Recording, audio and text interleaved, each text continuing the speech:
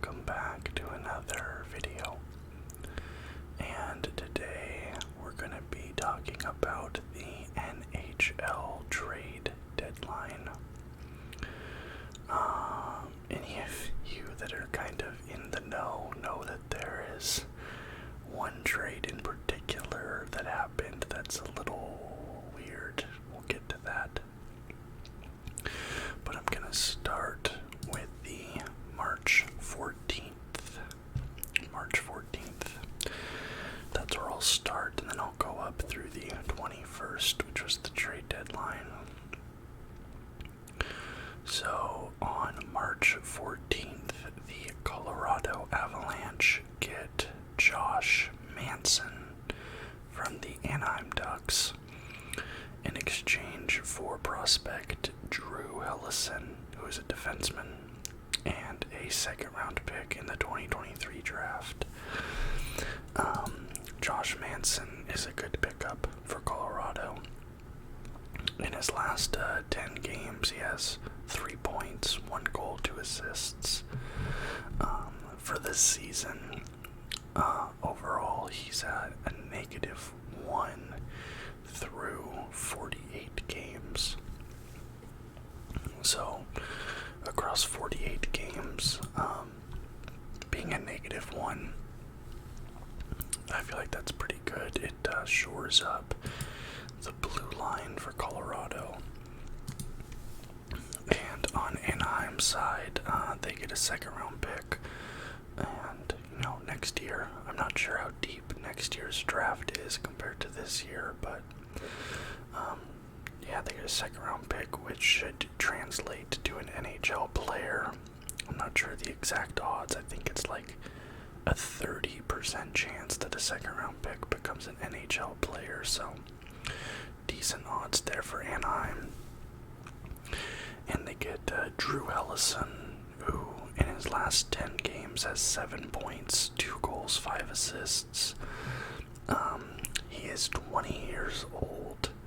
I don't know too much about this guy, honestly. He was a second-round pick in 2019. Let's see, for his career, currently he's playing in the NCAA Boston College this season. In 32 games, he had 25 points and was a -9, so he seems to me at least to be a bit more of an offensive defenseman, which could work well for Anaheim. He's expected to play in the AHL, but he has not played any AHL games yet, so we'll see. We will see how he does at that level, but in my opinion, it's a good trade for the Avalanche. Then the day after that, March 15th, the Minnesota Wild get Tyson Jost from the Avalanche. Tyson Jost is a young center. He's 24 years old, and he has 15 points in 62 games this season. Nico Sturm, he's a 26-year-old center, so a little bit older, and he has 17 points in 55 games, so it seems like, for me, they're just kind of, sorry, I don't know why my voice is all raspy right now. I usually don't have a raspy voice, but it's weird. I'm not sure this really moves the needle much for either team. It kind of just seems like some bottom 6 guys going back and forth. I'm not super privy to why they would make this trade, especially because they are competing against each other right now to be the top of the Central Division. Well, I'd actually say that the Avalanche are pretty much locked into that first seed in the Central, but the Wild, definitely a competitor of the Avalanche, so I don't have too much to say about that one, and overall I'm probably not going to have too much to say about quite a few of these deals, but, where there is something to talk about or I have a strong opinion on it, I'll bring it up. March 16th, so the day after, and there was actually quite a few trades on the 16th, 3 of them in fact. The Florida Panthers trade Frank Vatrano to the Rangers for a 4th round pick in the 2022 draft, either New York's pick or Winnipeg's pick.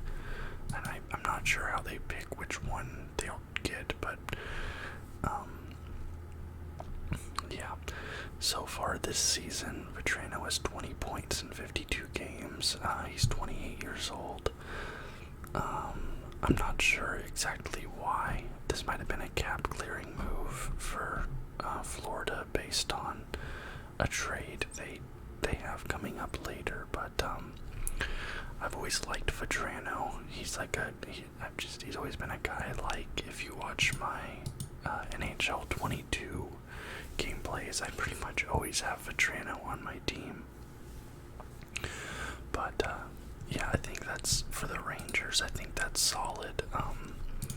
The Rangers right now, they are 2nd in the Metro, and the Hurricanes are on a 4-game losing streak, so the Rangers could theoretically close the gap on them, and they added some depth there with Vatrano, at least in my opinion, from what I can tell about him. I think he has a decent scoring touch, and for the Rangers, he could shore them up a little bit offensively. Then March 16th, excuse me when I clear my throat. I might have to edit that out. March 16th, the Panthers get Ben Chiarot from the Montreal Canadiens for forward prospect Ty Smolanic and a 1st round pick in the 2023 draft and a 4th round pick in the 2022 draft. So the big get there for Montreal is obviously the picks. Montreal having a down season after reaching the Cup final. They're one of the worst teams in the entire league. But Ty Smolanic, he's currently playing in college for Quinnipiac University. In his last 10 games, he has 2 goals. So just the 2 goals, that's all he has in the last 10. He's 20 years old, and really for NCAA numbers, he's not really lighting it up, so I'm not sure if this guy will turn into an NHL player. It's possible, but his numbers aren't fantastic. Like I said, the big get there for Montreal is the picks. Now, Ben Chiarot, obviously, for Florida, that's a big get. I'm a big fan of Chiarot. In the last 10 games, he has 2 goals, 7 assists for 9 points. He's 30 years old, so yeah, but he's a defenseman that plays both sides of the ice, 200-foot game, and I think he's a great pickup for Florida, and they seem to really be going all in this season. They think they can win it all, and I think I probably would have to agree with their assumption. I think that Florida definitely could be a cup-winning team this season. We'll see how it shakes out, but yeah, Chiarot definitely going to help them, and I'm glad to see a team like Florida just push all the chips in and take a swing at it. I think that's a great addition for the Panthers, and Montreal gets something out of it as well. Then the final trade from the 16th, the Calgary Flames get Calle Jarnkrok. I said Callie instead of Kale. I always thought it was Kale, but then people started calling him Callie, so I'm going to go with that. The Kraken get a 2nd round pick in this year's draft and a 3rd round pick in next year's draft and a 7th round pick in the 2024 draft, so that 7th probably really not going to turn into anything. You never know. The 3rd round pick, roll the dice on that, but that 2nd round pick is pretty nice. season this year. Obviously, it's kind of hard to judge guys' performance when they're on a team that's really bad, like the Kraken has been this season, but in 51 games, he has 27 points. He's a minus 14, but again, he played on one of the worst teams in the league, so it is what it is. He's a center, and the Flames, who are currently the top of the Pacific Division by 8 points. Top of the Pacific Division by 8 points. They continue to improve and reinforce their team and set themselves up for a decent postseason. Try things, try and make a run. Just some good depth there for Calgary. Alright, now we move to the only trade that happened on the 18th. The Tampa Bay Lightning acquire Brandon Hagel and a 4th round pick in this year's draft, as well as a 4th round pick in the 2024 draft from the Chicago Blackhawks for Boris Katchouk, Taylor Radish, and 2 conditional 1st round picks. So on Tampa's side, Brandon Hagel, through 56 games played, he has 37 points, 21 goals, 16 assists. He has a minus 14, but again, he's been playing for the Blackhawks this season, so kind of hard to judge him on that. Taylor Radish, he's 24 years old, a right winger. Through 55 games, he has 14 points. And Boris Katchouk, he's a left winger. He's 23 years old, and through 40 games, he only has 6 points. So they got a couple of young guys there. Maybe they work out, maybe they don't. But the big get there for Chicago, obviously, as they're entering into a rebuilding period. They get 2 conditional 1st round picks. Now, I'm not sure exactly what the conditions on those picks are, so they could end up being better or worse for Chicago, but regardless, 2 picks to Chicago for a guy in Brandon Hagel who will help Tampa in the postseason push. Almost definitely. Okay, now March 19th, we have 3 moves here. 1 big one and 2 small ones. Well, maybe this one isn't really a small one, but the first one on the 19th, the Minnesota Wild get Nick Delorier from the Anaheim Ducks for a 3rd round pick in 2023. Nick Delorier, he's 31 years old, winger, bottom 6 guy, maybe even a 4th line guy. He's 31, 11 points through 62 games. But, Vegas did just play the Wild and they killed us, and Delorier did have a goal for them, so, he could be a guy that just shores up. I feel like I keep saying that people are shoring up, but he is shoring up the depth for the Minnesota Wild. Definitely a good pickup for them as they get ready to move into the playoffs and want to make some noise. Whether Delorier himself is enough to move the needle for the Wild, maybe not, but he's not the only move they made.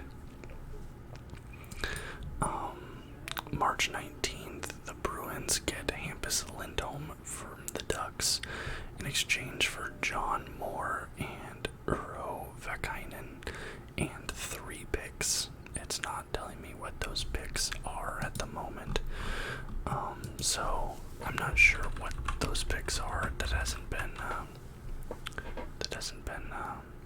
what do I want to say, disclosed. But Hampus Lindholm in his last 10 games has 2 assists. He's a minus 5. He's 28 years old, and so far this season he has 22 points through 61 games, so I'm not sure he moves the needle too much for the Bruins, but based on his plus-minus numbers, he seems quite good defensively. He seems solid, and if you're just looking for a defense-first type of guy, he's pretty big. He's 6'2", 216. He's a left-handed guy, so I think, he just kind of is a safe bet for the Bruins. John Moore and Urho Vakkainen. We'll start with Urho Vakkainen. He's 23-year-old defenseman. 4 points in 15 games. Across his entire NHL career, he only has 6 points in 31 games, but he's still reasonably young. He might turn into something for the Ducks. And then John Moore, we'll revisit him in a minute. Actually, I'll just pull up John Moore now. Go to Elite Prospects. John Moore. John Moore, he's 31-year-old defenseman. Kind of in a weird situation right now that I'll touch on, but he's been playing in the AHL mostly, and there he has 6 points in 11 games. And again, I'm not really sure why my voice is cracking so bad. I rested it for the last few days, not recording videos, but now it's all shot up. I don't know. And then the big trade from the 19th, the Florida Panthers get Claude Giroux and Connor Bunnaman, as well as German Ruptsoff and a 5th-round pick in the 2024 NHL draft from the Philadelphia Flyers in exchange for Owen Tippett and a 1st-round pick in both 2024 and 2025, and a 3rd-round pick in 2023. Claude Giroux, obviously the captain of the Flyers for many years, spent his entire career in Philadelphia.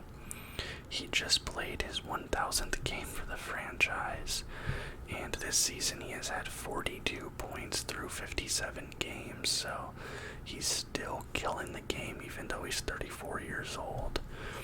And again, this is just a move from Philadelphia that shows they're willing to push in, or a move from Florida rather, that shows they're willing to push in all the chips, and they think they can go all the way this season and win the cup. So we'll see if that does in fact happen. Owen Tippett, going back to Philly, 23-year-old white right winger, 14 points in 43 games. Why does my phone keep going off? I have no idea. 14 points in 43 games. Throughout his entire NHL career of 95 games, he has 33 points. So, young guy for the Philadelphia Flyers. He'll probably play in the NHL for them, but those 2 first-round picks and that 3rd-round pick are big. Alright, now we get to the 20th, and there's a lot of movement on the 20th. The Panthers get Robert Hagel from the Sabres for a 6th-round pick. Robert Hagel, 27-year-old defenseman, 8 points in 48 games. I'm going to kind of cruise through these because I don't have too much of an opinion on these particular deals. The Senators get Travis Hamonic from the Canucks in exchange for a 3rd-round pick in the 2022 draft. Hamonic is 31 years old, defenseman, 7 points, so the Senators, who are, not really looking to do anything this season, they get a 3rd-round pick. Oh, wait, no, they give up a 3rd-round pick. That's weird. What are the Senators doing? They're the 2nd worst team in the Atlantic. I don't know why they feel like they need a 31-year-old defenseman, but that's a little bit of a head-scratcher for me, but okay. The Senators seem to be a team that should be focusing on young talent and picks, and instead they're giving up a pick, but okay. The Kings get Troy Stecher from the Red Wings for a 7th-round pick. The Kings, who are definitely looking like they'll make the playoffs playoffs this season. They get a 27-year-old defenseman. He has 2 points in 16 games this season and a -6. So I'm not sure how much Troy Stecher will move the needle for the Kings, but for them, possibly just just have another option back there on the blue line, Troy Stecher. The Vancouver Canucks get Travis Dermott from the Maple Leafs in exchange for a third-round pick in this year's draft. Travis Dermott, 25-year-old defenseman, 5 points in 43 games. I think it's a solid pickup for the Canucks. The Leafs are my second favorite team, so I've seen a bit of Travis Dermott this season. And I think for the Canucks, who are looking rejuvenated after the coach change, if not this season, perhaps next season, I think he'd just be a good solid piece for them. Then one of the bigger moves from the 20th is Giordano being traded to the Maple Leafs, as well as Colin Blackwell from the Seattle Kraken in exchange for a second-round pick in this year's draft and the next year's draft, and then a third-round pick in the 2024 draft. Giordano, obviously he's 38 years old, 23 points in 55 games, -21, but again, on a really bad Seattle Kraken team, so, withhold judgment a little bit there.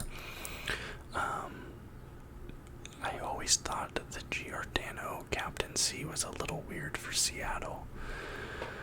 It seemed kind of obvious based on the signings they made and the lack of trades and such that Seattle was not really looking to compete year one and would instead want to build through the draft. So I always thought that they probably should have not made Giordano captain and just gone with like 3 alternates or something, because I always kind of assumed that Giordano would be moved at the deadline. So whatever, kind of weird that they made him the captain just to trade him. Probably not great for the locker room, but okay. The Maple Leafs also get Colin Blackwell, 28-year-old center, 17 points through 39 games. His last 5 games actually pretty decent. 2 through 4 points in his last 5 games, so Blackwell could be a solid bottom 6 guy for the Maple Leafs for sure, and he probably brings a little bit of physicality to the team that they don't really have much of in Toronto. But then for Seattle, again, a team looking to build through the draft, a young team. They have some guys that they're going to want to call up next season. Getting those second-round picks, that's big for them. The third-round pick, again, roll the dice, but I think this is a win-win for both teams. And with the Maple Leafs being my second favorite team and Vegas kind of floundering right now, I'm super excited about the moves the Maple Leafs made this deadline, although it's a bit of a head-scratcher that the Maple Leafs didn't get a goalie. Like, the net was the obvious position of need for the Maple Leafs, and everybody knew that, but they just did nothing at all to address it. So I'm not really sure how that's going to play out in the playoffs especially, but maybe the fact that everybody knew the Maple Leafs needed a goalie just meant the asking prices were too high. The Tampa Bay Lightning get Nick Paul from the Ottawa Senators for Matthew Joseph and a 4th-round pick in the 2024 draft.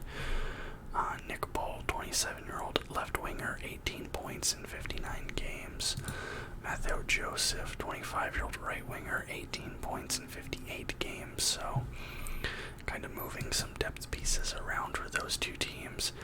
I think Nick Paul is probably a slight upgrade from Joseph, so the Tampa Bay Lightning, again, looking to win a 3rd cup in a row. Good pickup for them to shore it up a little bit. And there I go saying it again.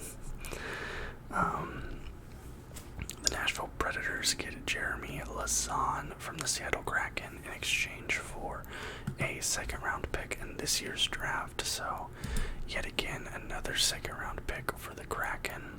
Lauzon, 24-year-old defenseman, 6 points in 54 games. Probably going to be a bottom-pairing guy for the Predators, but the Predators definitely in the playoff race right now. The Blues have lost 3 in a row, but they do have 2 games in hand, so the Predators just trying to add some more depth and some solid players to guarantee that they can get into that playoff spot. I personally think that Avalanche, Wild, and the Preds are pretty much a lock right now. And Seattle, of course, getting some more draft capital. Then the Winnipeg Jets get Mason Appleton from the Kraken in exchange for a 4th-round pick. Appleton, who, for anybody watching the NHL franchise mode series, he is my 4th-line center, I believe, on my Seattle Kraken team. But Appleton, his last 10 games, 1 goal, 3 assists for 4 points. 26-year-old center. I like Appleton. I think he's a great depth player. I think that he could potentially thrive there in Winnipeg. And Winnipeg's looking like a pretty solid team this season. I don't think they're going to make the playoffs, but definitely I think next season, if they can keep up the level of play they've had recently, Winnipeg Jets should be pretty good. And again, Kraken getting some more draft capital. Finally, the last trade on the 20th, the Dallas Stars get Scott Wedgwood from the Arizona Coyotes in exchange for a 4th-round pick in 2023. Wedgwood, let's see, Scott Wedgwood, pull him up. He's a 29-year-old goalie. This season in Arizona, he is putting up a .911 save percentage and 3.16 goals against, which on a pretty bad Arizona team is actually not bad. I could see those numbers go up being in Dallas. Dallas currently is 7 points out of the playoffs with 2 games in hand, so they're trying to maybe make some moves to make their hunt a little bit easier. Okay, now we move to the actual trade deadline day, March 21st. The Penguins get Nathan Bello from the Winnipeg Jets in exchange for a 7th-round pick. Pittsburgh, obviously, they are 3rd in the Metropolitan right now, and I don't see the Capitals being able to get past them, so I think they're pretty much guaranteed to make the playoffs at this point. Bello, he's a 29-year-old defenseman, 4 points in 24 games, so probably just a depth guy for the Penguins. March 21st, the Arizona Coyotes get Jack McBain from the Minnesota Wild in exchange for a 2nd-round pick in this year's draft. Now, I have never heard of this guy before, so I'm going to look him up. He's 22 years old. Center, 6'2". Alright. He's currently playing in the NCAA at Boston College. He has 33 points in 24 games, 19 goals, 14 assists, so he could actually be a pretty solid prospect for the Arizona Coyotes, who are definitely in, rebuild mode for the foreseeable future. The Washington Capitals get Marcus Johansson from the Seattle Kraken in exchange for Daniel Sprong and a 4th-round pick in this year's draft, as well as a 6th-round pick in next year's draft.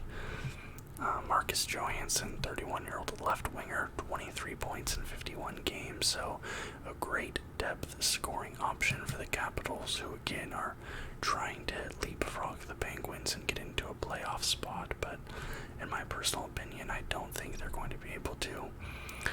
Sprong, 14 points in 47 games, but he's only 25 years old, so he could be a decent option on the bottom six for Seattle Kraken for the foreseeable future.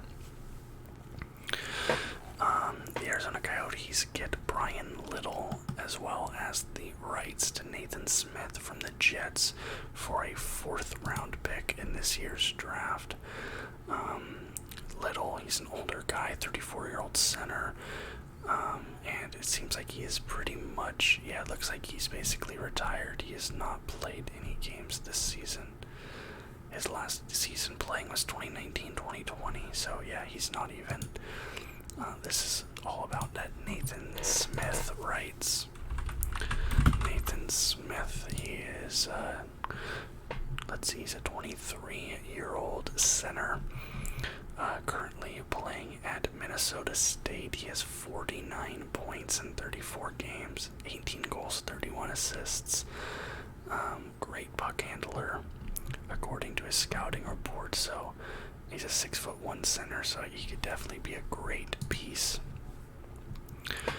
A great young option for the Arizona Coyotes, looking obviously to rebuild and such. The Kings get Frederick Allard from the Predators in exchange for Braden Burke. Don't have a lot to say about that one. San Jose Sharks get Capo Kakinen and a 5th round pick in this year's draft for Jacob Middleton. Capo Kakinen, young goalie, only 25 years old. This season he has started 23 games, won 12, lost 8. He's averaging a .910 save percentage and 2.87 goals against average. Kakinen, he's a guy that I'm 50-50 on. Sometimes he looks great, sometimes he looks terrible. And the Wild get Middleton, 26-year-old defenseman, 9 points in 45 games, so just a depth defensive option for Minnesota. Again, they're in the playoffs pretty solidly. But then the big blockbuster move for the Minnesota Wild get Marc-Andre Fleury from the Chicago Blackhawks in exchange for a conditional 1st round pick in this year's draft. Fleury obviously won the Vezina last season with Vegas, 37 years old now. He's had a down year this year, but he's been on a really bad Chicago Blackhawks team, so we'll see if perhaps he's able to turn his season around with the Minnesota Wild and maybe be in contention for a Stanley Cup. We'll see.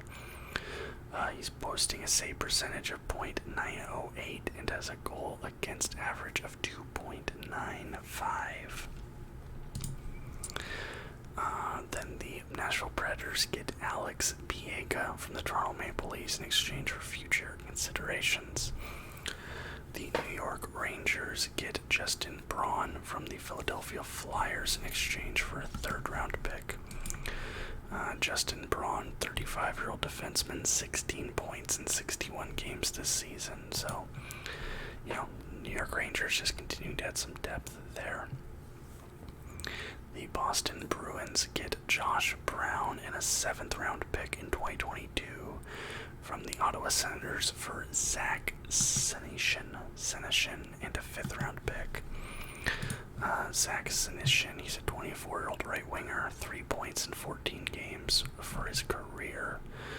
He has not played this season. I'm not sure if maybe he's been injured or what. I'm not sure. Josh Brown, going back to the Bruins, he has 6 points in 46 games this season. 28-year-old 6'5" defenseman, so definitely seems like more of a defense-forward defenseman there for the Boston Bruins. The Blues get Nick Leddy and Luke Witkowski from the Detroit Red Wings for Jake Wallman, Oscar Sundqvist, and a 2nd round pick in the 2023 draft. The Blues, who are just outside of the playoffs right now, but definitely looking to get back into it. Add Nick Leddy, who has 16 points in 55 games, 1 goal, 15 assists, 31-year-old defenseman. Could be a guy that helps get them there, but in my personal opinion, I don't think they will.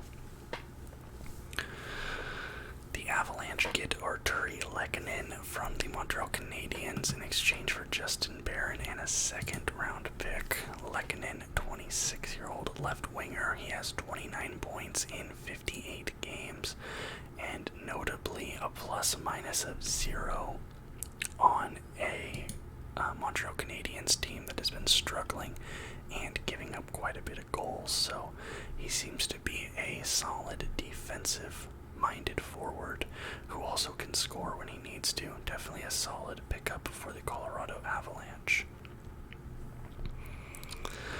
The New Jersey Devils, they get goaltender Andrew Hammond from the Canadiens in exchange for Nate Schnarr. Andrew Hammond, 34-year-old goalie. He has a save percentage of .920 this season and a goal against average of 2.4 on the New Jersey Devils. Now, the Devils, who are, where are they? They're at the bottom of the Metropolitan Division. Kind of a weird move on New Jersey's behalf, but I don't know, we'll see. That's weird because they're not in the playoff hunt. Nate Schnarr. Let me see if I can find out anything about this guy. Nate Schnarr. Okay, he's a young guy. 23-year-old center, 6'3", currently playing in the AHL. So far this season, he has 26 points in 43 games, so he could be a decent young guy for the Montreal Canadiens, but we'll see. Kind of a head scratcher on New Jersey's behalf, in my opinion. The Washington Capitals acquire forward Jonah Larson from the Arizona Coyotes in exchange for a third-round pick in next year's draft. The Rangers get Nick Merkley from the San Jose Sharks in exchange for Anthony Bitetto. That's just trading prospects around. I'm not really going to touch on that. Tampa Bay Lightning get Riley Nash from the Arizona Coyotes in exchange for future considerations. I'm just kind of breezing through these because, in my opinion, they're not really, they don't really matter that much. The Colorado Avalanche get Andrew Cogliano from the San Jose Sharks in exchange for a 5th-round pick in 2024. Cogs, the Big Rig, whatever you want to call him. That's what they call him, right? Big Rig. Or am I thinking of somebody else?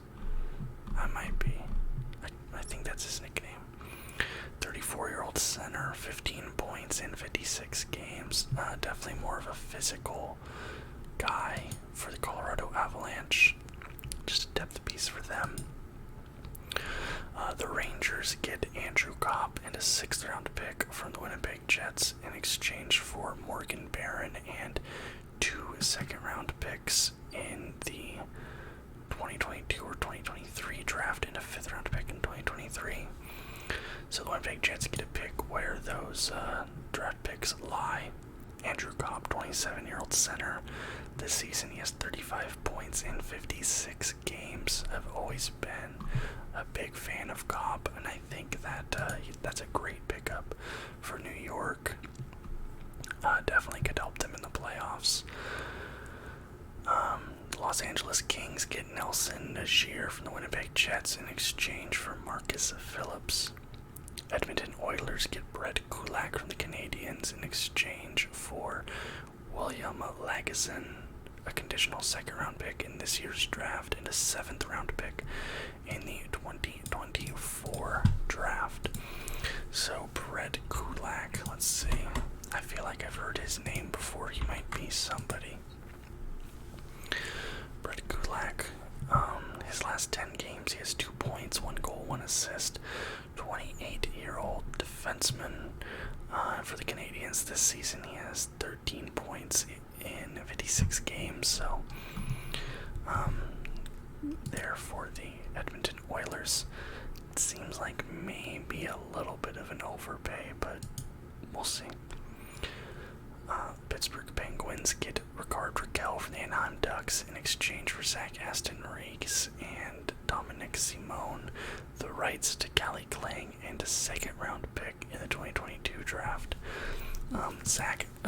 Rickard Rakell, rather, was a guy that a lot of people thought was going to go to Vegas. There's quite a bit of talk about Vegas pushing hard to try and get him. Ultimately, he goes to Pittsburgh. Rickard Rakell in his last 10 games has 6 points, 5 goals, 1 assist. A winger/center, 28 years old. This season, he has 28 points in 51 games. Definitely a good player. Hard worker, two-way game. Plays both sides of the ice. So I think that he's actually a great pickup for Pittsburgh. And Pittsburgh low-key made some really, really good moves here at the trade deadline. The Jets get Zach Sanford from the Senators for a 5th-round pick in this year's draft. The Edmonton Oilers get Derek Brassard from the Flyers in exchange for a 4th-round pick in next year's draft. The Dallas Stars get Vladislav Namestnikov from the Red Wings for a 4th-round pick in 2024. Namestnikov, he was a guy who I actually thought was pretty solid. Was I mistaken? Namestnikov, in his last 10, he has 2 assists. 29-year-old center. With Detroit this season, he had 25 points in 60 games. It's not bad at all. Projected to have 34 points by the end of the season.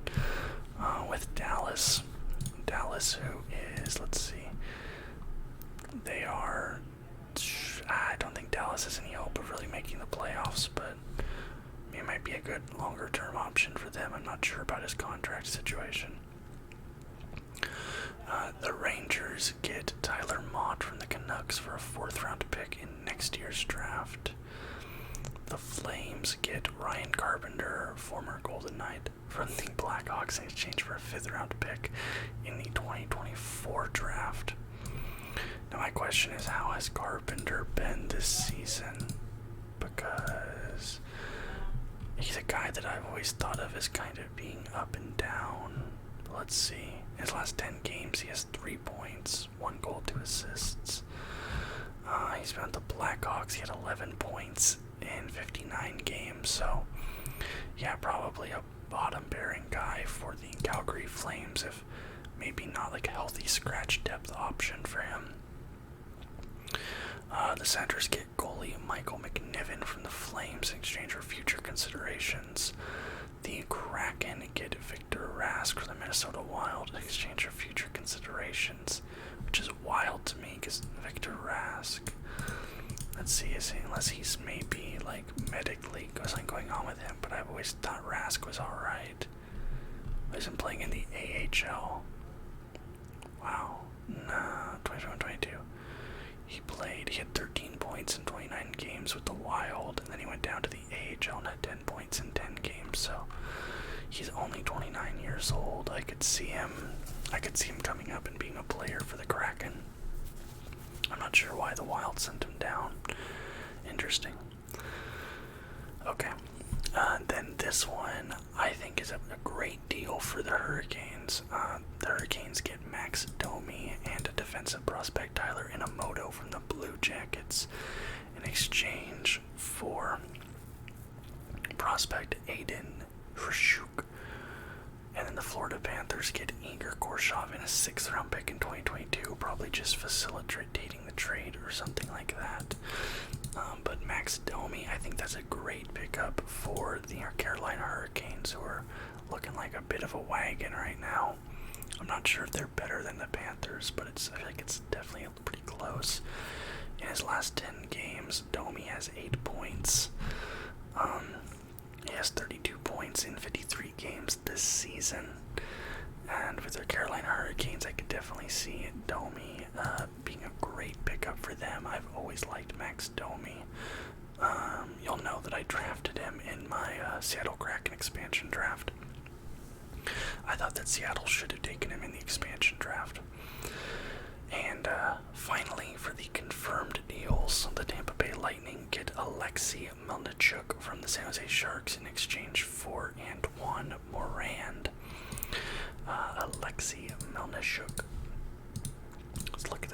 up. I've not heard of him.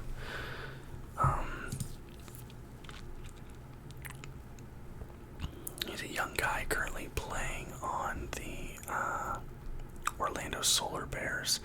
He's a goalie with a .867 and a 3.92 goals against average in 31 games, so a little bit rough. And I'm not sure I'll see much there, but just moving money around, I'm sure. And then let's get to the big talking point that happened at this trade deadline, and I hate that my favorite team was involved in all this. But basically, the Vegas Golden Knights attempted to trade Evgeny Dadonov to the Anaheim Ducks in exchange for a second-round pick in either 2023 or 2024, John Moore, and Ryan Kesler's contract. So Vegas was getting John Moore, Ryan Kesler's contract, Anaheim was getting Evgeny Dadonov and a second-round pick. Already a bad trade for Vegas, but they're trying to clear cap space. According to the rumor mill, both Alec Martinez and Mark Stone are ready to play now and healthy in the regular season, but Vegas does have cap space. They are expecting them to be on LTIR till the end of the season, yada yada, need to clear it. Trying to move Evgeny Dadonov. Great. Not so great. Because there was a snafu. And this has been, I've been in so many Twitter fights over this, you have no idea, because a lot of people don't really understand what happened here and are blaming some sort of incompetence on the Vegas front office, when really the blame either lies with the Ottawa Senators, Evgeny Dadonov's agent. Well, that's it. Either those two parties, either Evgeny Dadonov's agent or the Ottawa Senators. So what happened is that Evgeny Dadonov has a 10-team no-trade clause, and the Anaheim Ducks are on that no-trade clause. Randomly at some point during the night last night, the Vegas Golden Knights tweet out, "We have become aware of an issue with respect to the trade. We have been consulting with the league office. We'll provide further information when it becomes available." Okay. Where is it exactly? Okay. But Anaheim was on that 10-team no-trade clause list, right? Well, here's what Elliot Friedman says at 9:48 a.m. today. Latest on Dadonov. Somehow, on trade call from Ottawa to Vegas, a team Dadonov could not block. So this is kind of a caveat. Vegas, so Dadonov had a 10-team no-trade clause with the Ottawa Senators. The Vegas Golden Knights were on that no-trade clause. Dadonov did not want to go to Vegas. However, the no-trade clause did not kick in until July 1st, and the Senators traded him on June 30th. So therefore, the no-trade clause did not apply, and he could get traded to Vegas even though he did not want to go there. Golden Knights and the NHL head office were led to believe that the protection had expired / not been filed properly. But there is correspondence proving no trade paperwork filed correctly and on time, June 30th. So, Evgeny Dadonov gave his 10-team no-trade clause to his agent. However, the Vegas Golden Knights and the NHL Central Office was operating under the assumption and belief that that paperwork had not been filed properly and was therefore invalid. So even though Vegas knew that Evgeny Dadonov did not want to go to Anaheim, or they potentially knew, this is rumor mill, but the Golden Knights front office potentially knew that Dadonov did not want to go to the Anaheim Ducks, but they also had been led to believe by the NHL head office and the Ottawa Senators that since the paperwork was not properly filed on time, that it didn't matter and that it didn't apply, so he couldn't block the trade even though he did not want to go there. And the fact is, people are blaming Vegas head office or Vegas management for this, but even the NHL offices thought that it was filed incorrectly and was invalid. Now, the question is whether or not the Ottawa Senators were misleading in the trade calls to Vegas, and whether Vegas even knew that Evgeny Dadonov had a 10-team no-trade clause. Because if the Ottawa Senators did not bring that up during the trade call, and then didn't send along the 10-team no-trade clause when Evgeny Dadonov was traded to Vegas, the front office was operating under the assumption that it did not exist, and the NHL head office was operating under the assumption that it did not exist. Because the trade was initially approved and finalized by the league office, but now it is in dispute, and it's going to go through lawyers, and who knows how long it could take. This could be going on for weeks, and could be a dispute that even goes, like, into the off-season. So it's really interesting to see how this is going to turn out, to see where the blame lies. People aren't really sure what's going to happen. There's been some rumors that, there was a rumor coming out earlier today that the trade was going to be rejected, but that didn't happen. Then there's rumors that potentially, if it's found that Ottawa was misleading in the trade call, they might have to undo the Evgeny Dadonov trade. And I don't remember where it was, but on one of the things I heard somebody bring up that whole trade might have to be undone, where Evgeny Dadonov goes back to the Senators and the Golden Knights get Nick Holden and their pick back from all the way back in June's trade. Either that or the Senators might get docked like a pick, or they might get fined or something. But somewhere along the line there's been this breakdown in communication, and it's now just this giant mess, and it sucks that my team is at the center of it, especially because we need to clear cap space. Because if we have two healthy players on our LTIR, you can't leave them on LTIR, or else you have to start forfeiting games, and we don't have the cap space to activate them because we haven't traded Evgeny Dadonov. So I don't know what's going to happen. It's a whole thing. It might have been decided by the time this video comes out, although it's already 7 p.m. and I think the head offices are closed, so who knows? Probably not.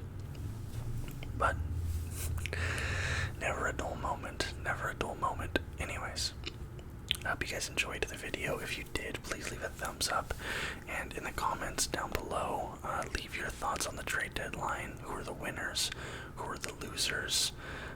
In my opinion, it's still really weird that the Leafs didn't get a goalie, but whatever. And yeah, I'd love to hear any feedback you guys have in the comments down below. Let me know what you think. If you liked the video, please subscribe for videos just like this each and every day. And until next time, guys, bye-bye.